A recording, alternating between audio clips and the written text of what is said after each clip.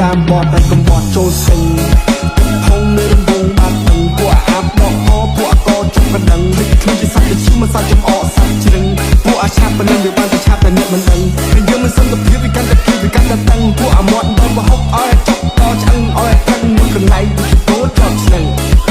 គឺសម័យឥឡូវវាឈ្នះចាស់ពីដើមគឺចាស់ពីដើមមិនឈ្នះក្មេងមកដើម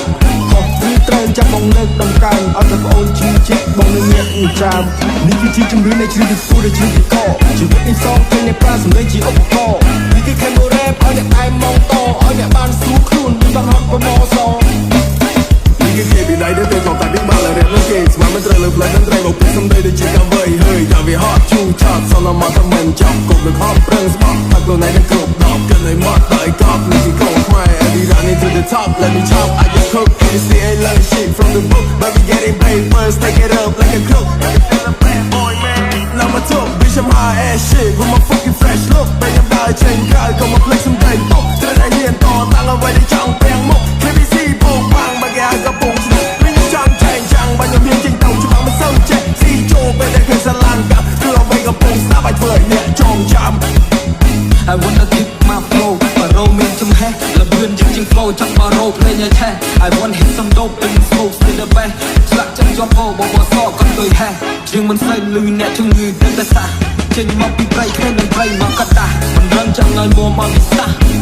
មិនមែនលំយកតែផ្លាស់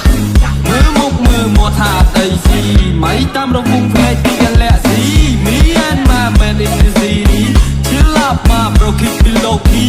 វាខឹងគេមួយពេវាជាឆាមួយប្រៅវាខឹងប៉ាខ្ញុំវត្តកែងគ្រូខៅចង់កតាមុខបែកមាត់ឈាមប្រៅអស់ឯងថាបានមានខ្លាំង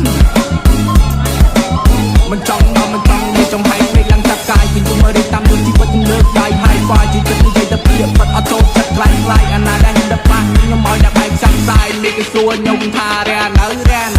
ចោទីនេះឃើញនៅចង់ចំណេញទៅដាច់ចំណងចង់កខ្លួនឯងខ្ញុំមិនឈ្មោះថាថយទៅណយសម្រាប់នៅតាមលើកឯងស្រឡាញ់ធ្វើឲ្យអស់ពីចិត្តកំចាត់ដល់ពេលពិស័យក្នុងក្រៅទីគាត់អ្នកចូលកន្លងឲ្យដល់ទៅជាផ្សាយ New generation ទៅកោបញ្ចាំសំដីចង់ស្ដាប់តាមបត់ឲ្យទៅសុំបល័យអ្នកខ្លះសំដីល្អចិត្តដូចយ៉ាងទេណៃពួននៅឆ្ងាយពីវាពួកអាចចិត្តដេរ៉ាត់ឲ្យចៃដំបានមណោផ្លូវបានមកផ្លូវឲ្យសូននៅក្បាលមីក្រូណាចូលស្ទឹងតាមបត់ទៅកំបត់ចូលស្ទឹង